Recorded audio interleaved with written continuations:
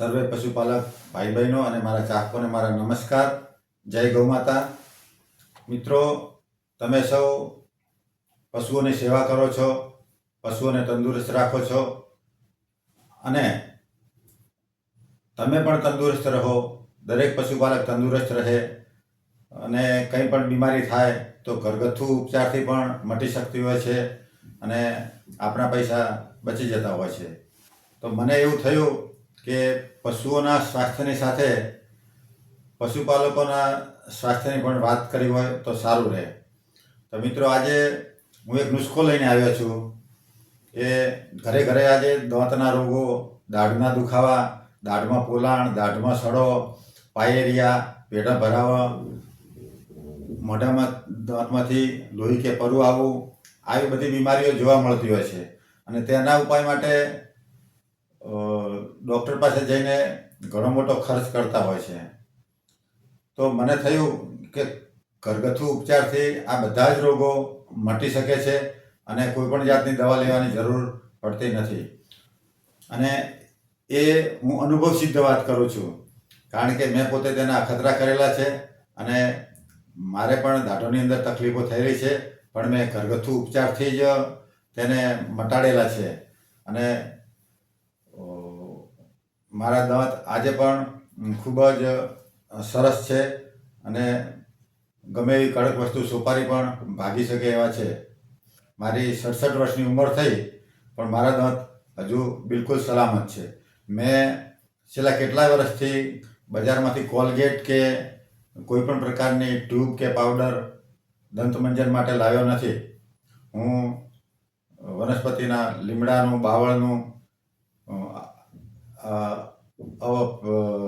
અપામારનું, એટલે કે આપણે દેશી ભાષામાં અઘાડી કહે છે, પેલી અવળા કાંટાવાળી આવે તે, આવા બધા દાંતણ વારાફરતી કરું છું. ક્યારેક વળનું દાંતણ પણ કરું છું અને મારા દાંત બિલકુલ હેલ્ધી છે. તો મિત્રો, આજે દાંતની અંદર જે પ્રશ્નો થાય છે, બધા જ પ્રશ્નો આ એક જ પ્રકારની તમે પેસ્ટ બનાવશો એમાં સોલ્વ થઈ જશે. તો મિત્રો, સૌપ્રથમ તેમાં લેવામાં આવે છે સેંધા નમક.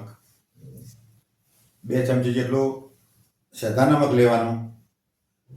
ત્યારબાદ મિત્રો આવે છે હળદર, જે આપણા રસોડામાં બારે માસ હયાત હોય છે. તો ચમચીના પાછળના ભાગથી થોડી ચપટી એક હળદર અંદર નાખી દેવાની મિત્રો. ત્યારબાદ આવે છે સરસવનું તેલ. આની અંદર 1 ચમચી જેટલું સરસવનું તેલ નાખી દેવાનું. સરસવનું ના મળે તો તલનું પણ ચાલે, સરસવનું હોય તો વધારે સારું. મિત્રો, નુસ્ખો ખૂબ ઉપયોગી છે અને ખૂબ કારગર છે. ત્યારબાદ લેવાનું મિત્રો 2-3 લવિંગ લઈ એના પાવડર બનાવી દેવો. હું તૈયાર જ પાવડર રાખ્યો છે, એટલે 2-3 લવિંગ જેટલો પાવડર આની અંદર નાખું છું. એટલે આ ચોથી વસ્તુ થઈ લવિંગનો પાવડર. ત્યારબાદ મિત્રો એક આદુનો ટુકડો લેવાનો નાનો સરખો અને 4-5 તુલસીના પાન લેવાના. આ તુલસીના પાન અને આ આદુનો ટુકડો એને એક ખલદસ્તાની અંદર, ખોળની અંદર થોડો ખોડી નાખવાનો. જરૂર પડે તો તેમાં થોડું પાણી ઉમેરી શકાય છે મિત્રો. અને આને લસોટી અને તેનો રસ કાઢવાનો મિત્રો. અને 1 ચમચી જેટલો રસ તુલસી અને આદુનો રસ 1 ચમચી નાખી દેવાનો.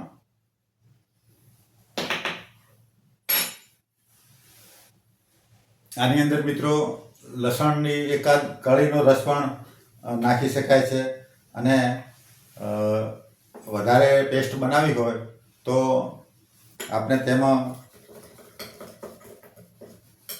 લાંબા સમય સુધી સંગ્રહ કરવો હોય, 10-15 દિવસ એટલી બનાવી હોય તો થોડું લીંબુનો રસ પણ અંદર, અડધા લીંબુનો રસ આની અંદર નાખી દેવાનો. પછી મિત્રો આને બરાબર મિક્સ કરી દેવાનું.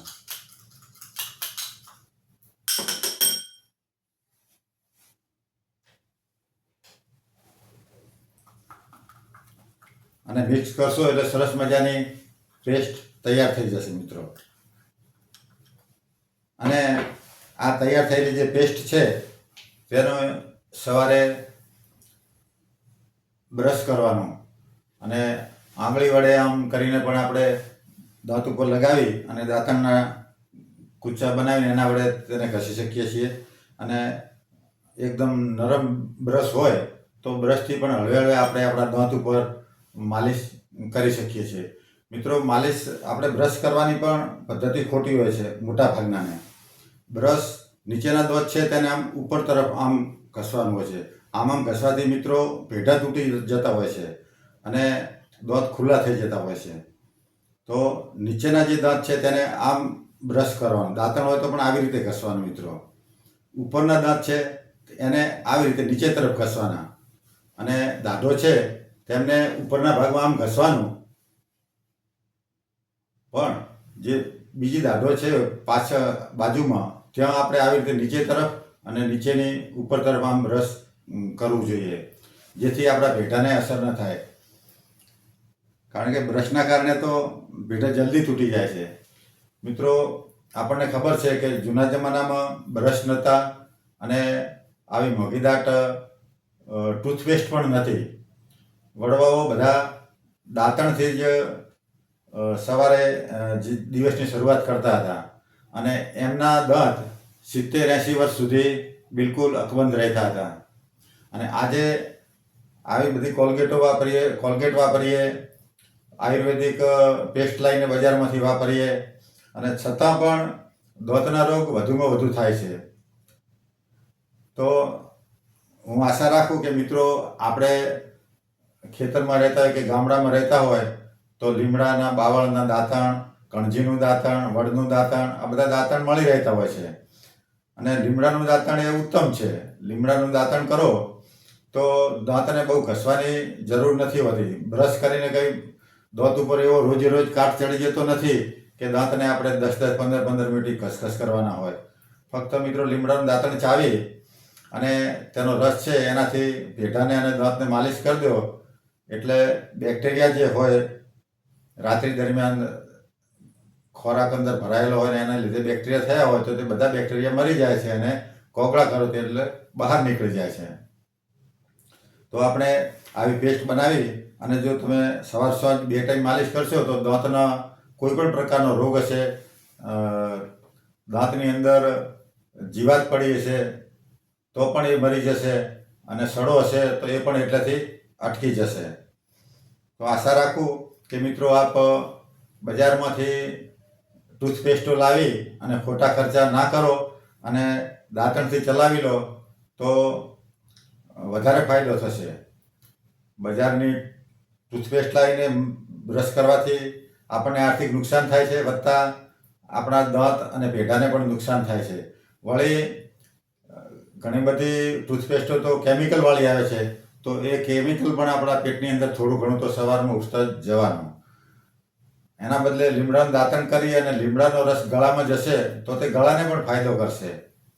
તો આપ સૌને મારી સલાહ કે દાંત પેઢાના કોઈ પણ રોગ હોય તો આ રીતના તમે પેસ્ટ બનાવી અને સવાર સાંજ બ્રશ કરશો તો તમામ પ્રશ્નો સોલ્વ થઈ જશે. આપણા પેઢા મજબૂત થશે અને દાંત પણ મજબૂત થશે. વત્તા ક્યારેય ડૉક્ટર પાસે દાંતની દવા લેવા માટે જવું નહીં પડે. બસ આપને આ વિડીયો ગમ્યો હોય તો વધુમાં વધુ શેર કરજો, કારણ કે આ નુસ્ખો મારા પોતાના અનુભવજન્ય છે, અનુભવથી સિદ્ધ થયેલો છે. તો બધાને શેર કરજો જેથી સૌને ફાયદો થાય અને દવાના ખોટા પૈસા ખર્ચવા ના પડે. જય ગૌ માતા, જય હિન્દ.